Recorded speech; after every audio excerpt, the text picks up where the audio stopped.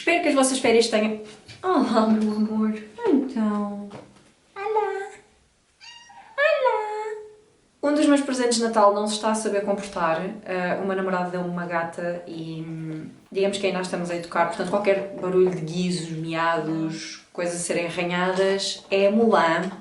Mulan, não. Não.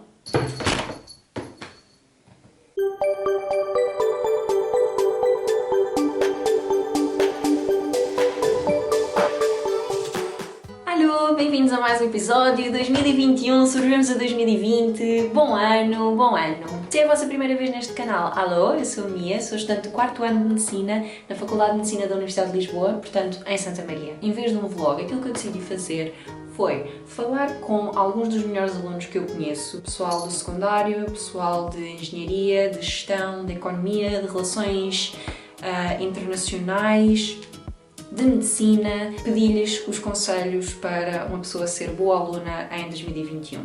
E destes conselhos todos que eles me deram, eu selecionei aqueles que eu acho que são os 5 mais importantes de nós seguirmos. Esta coisa de como ser um bom aluno e tudo isso já está mais do que explorado. A única coisa que eu fiz foi juntar um bocado todos os bons conselhos que tive. O primeiro conselho que eu tenho para vocês é, na verdade, aquilo que eu preciso mais de seguir neste momento, que é o seguinte: tal como andar a estudar noite e dia e não fazer mais nada, não sei o quê, não é bom para nós e não deve ser esse o objetivo, o outro extremo também não deve ser aquilo que nós queremos fazer. Ou seja, não estudar e depois orgulhosamente ter notas medianas não é fixe. E eu acho que isto é uma das coisas que eu tenho mesmo de me convencer em 2021, porque eu até hoje tenho sido sempre aquela estudante que é tipo, eu nem sequer estudei e depois tive, não interessa que nota é que eu fui. E a verdade é que sim, isso dá-nos aquele sense of pride momentâneo de eu sou bué fixe, eu nem sequer preciso de estudar para ter esta nota, que outras pessoas se esforçam bastante para ter, mas a verdade é, isto só faz-me estúpida. E isto só faz com que eu esteja a desperdiçar capacidades e claramente a desperdiçar boas notas que eu poderia estar a ter. Um exemplo muito prático disto é que eu sempre me orgulhei imenso por só ter estudado 4 dias para o exame de Biologia e Geologia e ter tirado 18. Eu podia ter tirado 20 se tivesse estudado mais do que 4 dias. E o grande objetivo é encontrar um equilíbrio que seja saudável e ao mesmo tempo em que nós não sejamos parvos. Acho que é basicamente isso. Segundo conselho dado por estes alunos é o de aproveitarmos as aulas e os professores. Se os professores estão lá para nos ensinar, então essas são as pessoas a que nós devemos ouvir, porque em todo o caso, maioritariamente são eles que fazem também as nossas avaliações e portanto eles vão saber o que é que importa ou não saber e como é que importa ou não saber essa matéria. E nós devemos aproveitar as aulas para fazer todas as perguntas que tenhamos, para tentar entender de facto as coisas, para seguir o raciocínio como eles o explicam. Acho que aproveitar as aulas e aproveitar o facto dos professores estarem lá para nós, disponíveis para tirar dúvidas, é sem dúvida um ótimo conselho. No entanto, uma ressalva que um aluno disse: se o vosso professor for uma porcaria, porque isso às vezes acontece, usem as aulas e a calendarização das aulas para se organizarem. Vocês assim já vão saber mais ou menos quais é que são os temas que vocês precisam de saber e aproximadamente a que ritmo é que vocês deveriam ir. É uma ótima pista perceber que se existem 3 aulas, por exemplo, para exatamente o mesmo tema, provavelmente este tema, das duas um ou é extremamente denso, ou 2 é muito, muito importante para esse professor e, portanto, se calhar é nisso que vocês devem investir. Portanto, usem as aulas, usem o calendário de aulas e usem os professores e toda a ajuda que a vossa faculdade ou escola poderá ter à vossa disposição.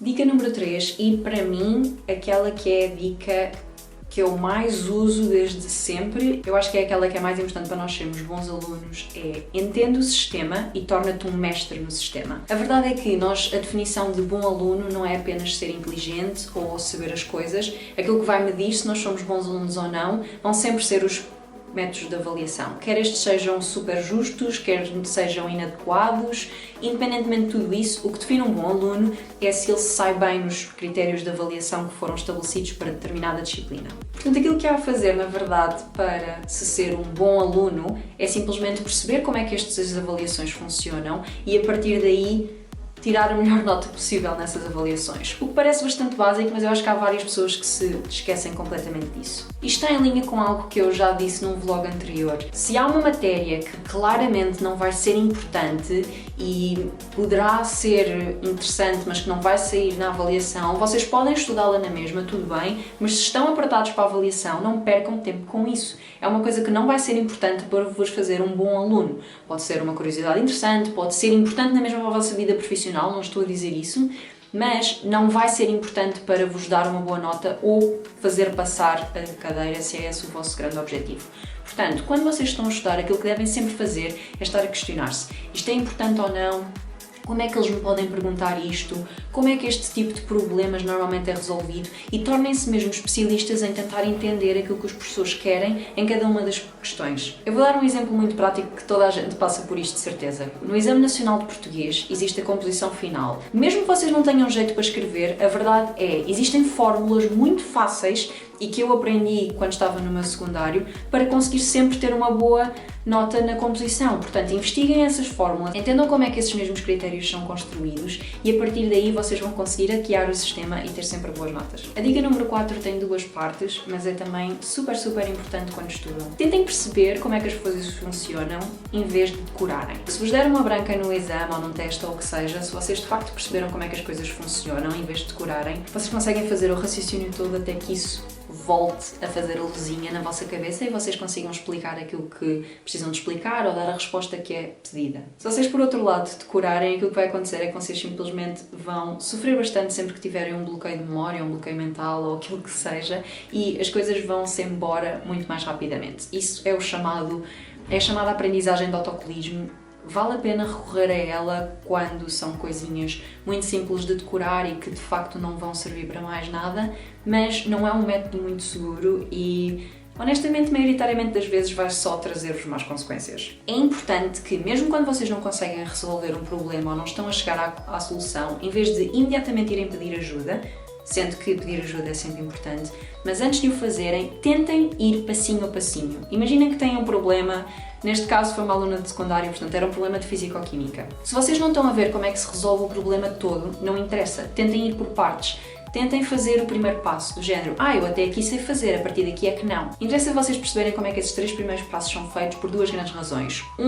Pode ser que vocês, ao estarem a fazer estes 3 primeiros passos, depois cheguem a um resultado que vos faz vir à luz outra vez e perceberem exatamente qual é que é o passinho a seguir que tem que ser feito. Por outro lado, a verdade é que já se vão estar a treinar bastante para conseguirem fazer esse raciocínio de tentar entender as coisas, tentar perceber como é que esses pequeninos passos são feitos, e é um treino que vai ser útil quer para este tipo de problemas, quer para outros tipos de problemas que vos apareçam e em que tenham mesmo de tentar chegar à resposta. A dica número 5, e para terminar, é uma dica muito boa para estudar e que eu já vi a ser usada em engenharia com colegas meus de medicina e também no secundário e antes também no básico, com história e tudo isso, que é explicar matéria às outras pessoas. Explicar matéria às outras pessoas é uma ótima forma de vocês estudarem e é também uma ótima forma de vocês se testarem, porque a verdade é que ao terem que explicar as coisas a outra pessoa, vocês mais uma vez não podem ter simplesmente as coisas decoradas, porque vai ser sempre o mesmo